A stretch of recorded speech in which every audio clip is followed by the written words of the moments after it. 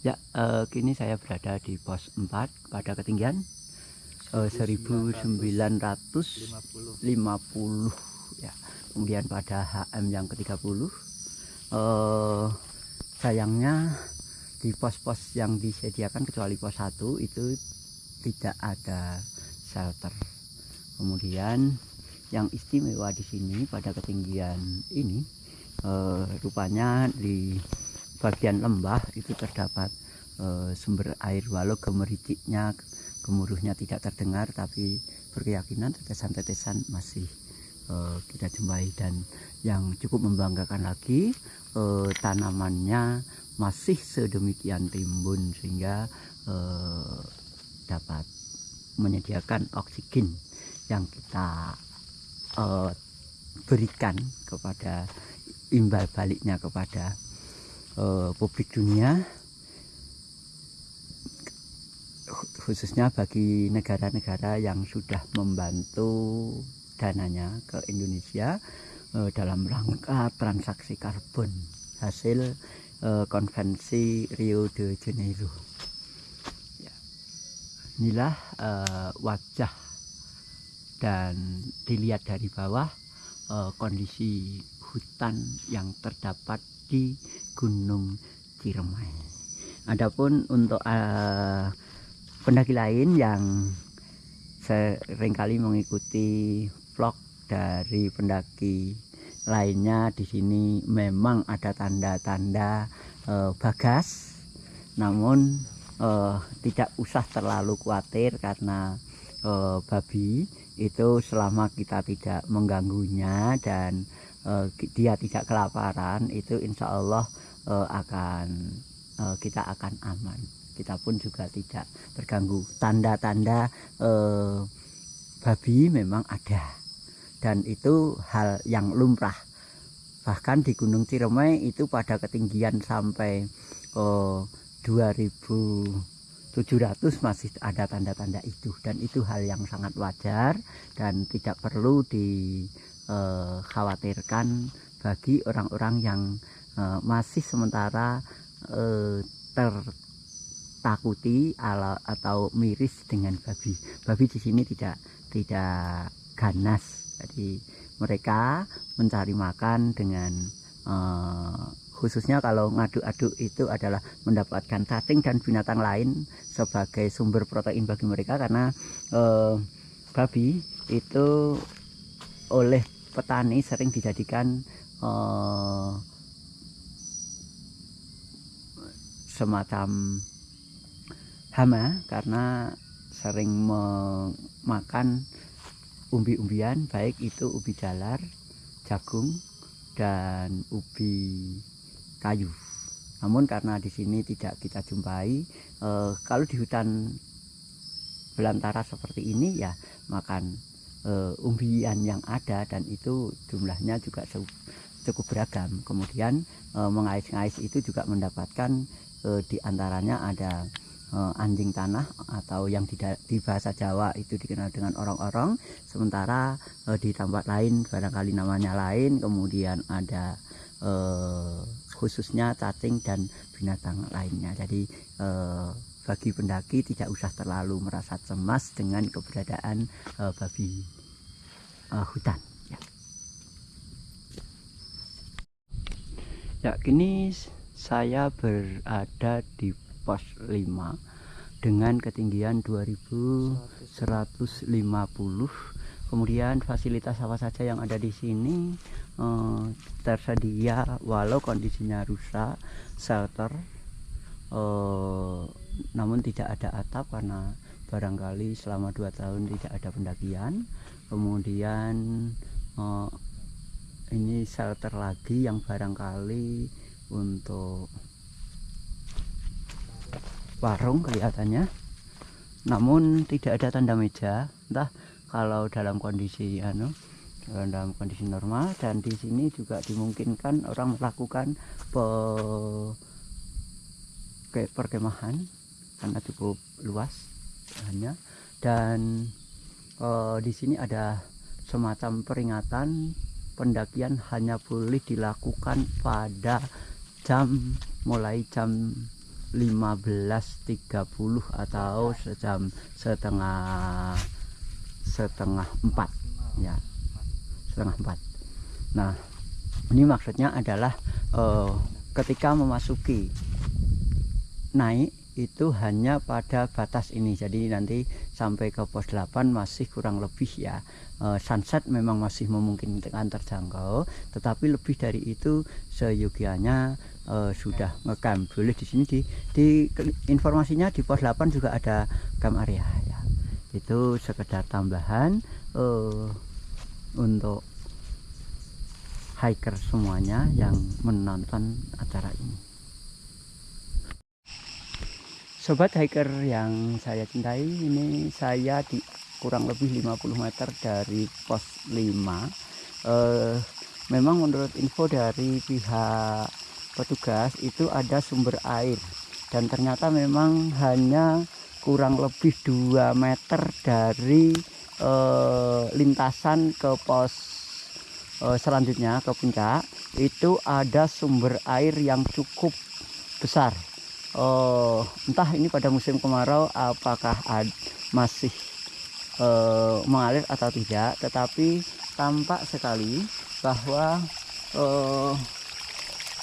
airnya sedemikian cukup melimpah untuk kebutuhan pendakian ya.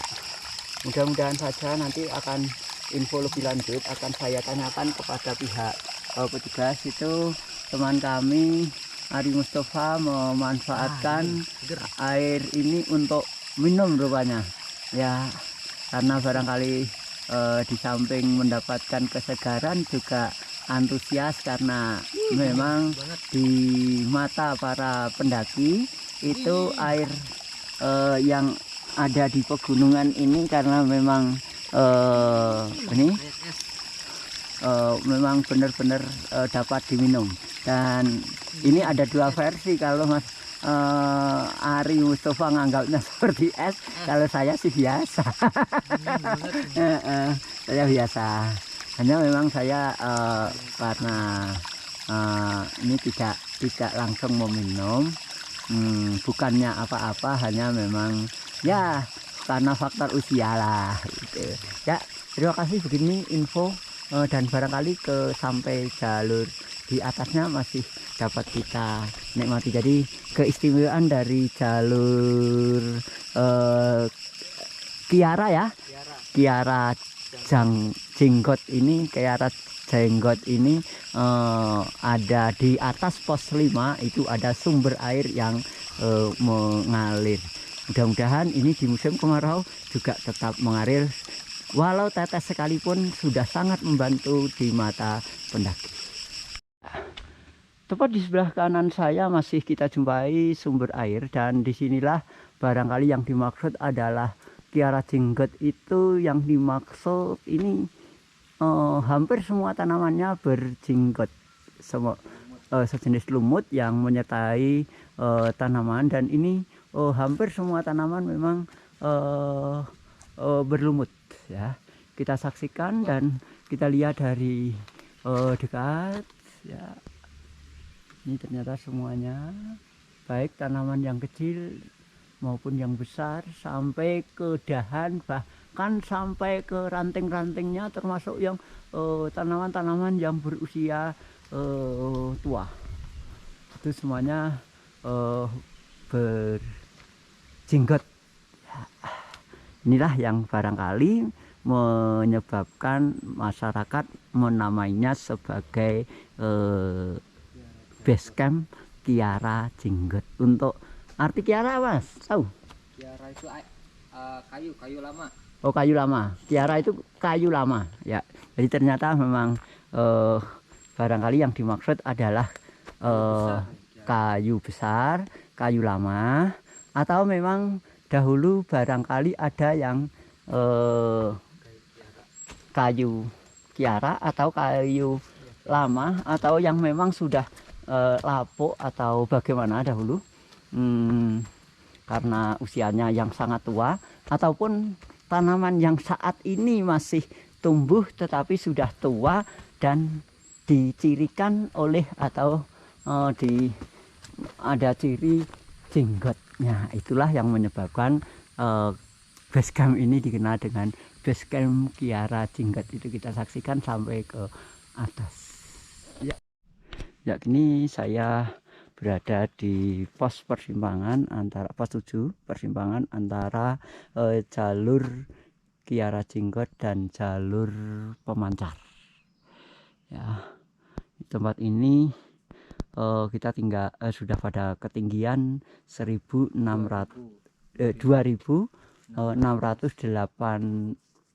berapa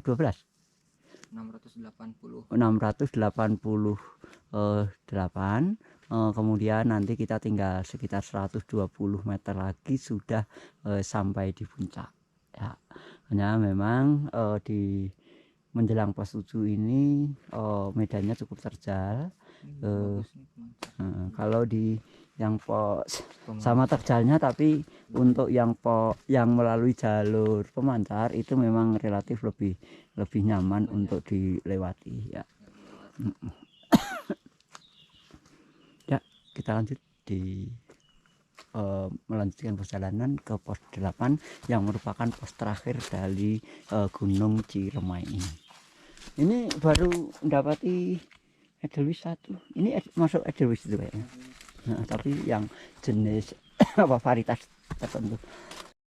Kita sampai di camp area jalur pendakian Kiara Jenggot dan Pemancar. Ini dilengkapi dengan fasilitas berupa shelter 2 buah, kemudian dan camp area yang bisa menampung sampai belasan tenda. Memang kondisinya agak kurang menjadikan kita nyaman, tetapi ya inilah adanya. Di masa depan kemungkinan akan dapat diperbaiki oleh pengelola. Dan kita di pos 8 dengan ketinggi di 2740 ini kita mendapati hutan yang sangat keren dan ciri khas tanaman berada pada ketinggian di atas 2500. Bahkan tanaman ini adalah tanaman puncak gunung, yaitu tanaman cantigi. Nah, dapat kita saksikan di sini. Inilah tanaman cantigi. Tanaman ini dapat digunakan untuk survival. Ya, dapat kita petik daunnya seperti ini dan memetik demikian untuk kepentingan dimakan, bukan hal yang dilarang untuk dilihat dari sisi lingkungan hidup, karena bagaimanapun orang survival itu harus dinomor satukan. Dalam kondisi kepepet kita mesti memanfaatkan potensi yang ada di alam sekitar di mana kita hidup. Jadi, kemudian yang membuat saya kagum ini adalah cantigi ini masih sedemikian besar ya, jadi benar-benar tua. Kemungkinan besar gunung ini belum pernah terbakar dan diharapkan jangan sampai terjadi. Nah, namun kalau terjadi kebakaran ya apa boleh buat, dan Tuhan pasti mempunyai rencana lain. Namun demikian kita jangan sampai punya pemikiran untuk terjadinya kebakaran hutan. Ini yang dapat kita lihat, dan pohon yang besar itu diantaranya adalah yang benar-benar tua. Itu ini yang benar-benar dapat kita lihat dari bawah ini. Dan tanaman ini apabila dalam kondisi terbakar pun saya anggap sebagai bukan tanaman yang tahan terhadap api, tetapi tanaman ini mampu survival ketika terjadi kebakaran. Yang dimaksud adalah ketika tanaman-tanaman lain mati karena panas kobaran api dan terbakar, namun perakarannya masih bisa tumbuh lagi sehingga akan menjadikan tanaman baru ya. Kemudian hanya memang fisiknya bisa berubah, ini menjadi semacam tanaman tegakan yang sangat tinggi karena terpelihara dengan baik. Maksudnya adalah tidak terjamah oleh alam, maksudnya adalah oleh manusia. Namun di tempat-tempat lain berupa seperti perdu, tapi sebenarnya bukan tanaman perdu. Walau wujudnya seperti perdu, itu hanya karena jumlah sinar matahari yang dapat menerangi itu sangat banyak. Kemudian di samping itu juga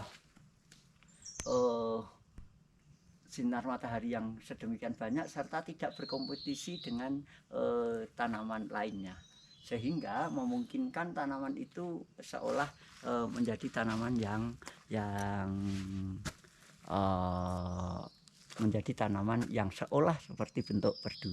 Dan inilah salah satu cara ini saya dapati sebagai tanaman survival itu ketika pendakian ke Gunung Merbabu tahun kurang lebih 1981. Jadi sudah hampir 40 tahun, saya sudah menggunakan tanaman ini sebagai tanaman yang survival. Rasanya sedikit kecut, namun masing-masing gunung itu punya sedikit ciri tersendiri. Ada yang ada kecenderungan manis. Namun sebenarnya ciri khas dari tanaman ini adalah pucuknya warna rasanya itu asam. Namun ada tempat yang barangkali belerangnya tinggi dan itu sesuai, itu rasanya berubah menjadi agak manis. Insya Allah lumayan untuk survival.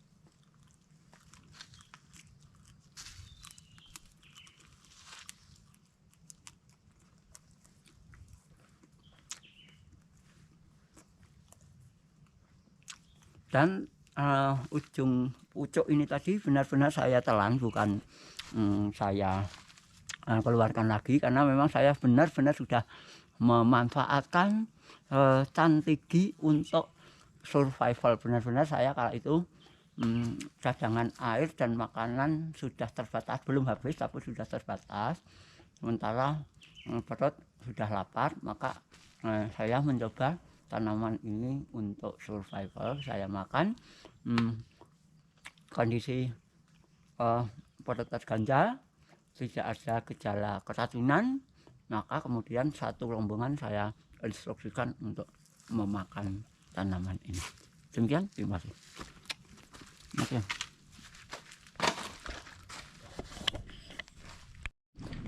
Foto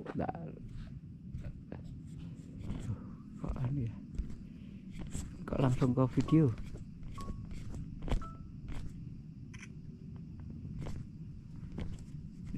Kok nggak bisa dimunculkan Mas Anas? Modenya itu loh, modenya nggak muncul. Bisa mana?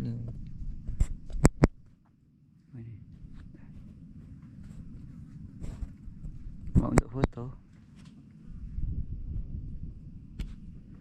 biasanya gini muncul ya. Ya dah, langsung ke video aja. Apa nih? Tulisannya apa? Highlight edit. Highlight. Nah, sekarang di anu video ya. Tak anu dulu, nanti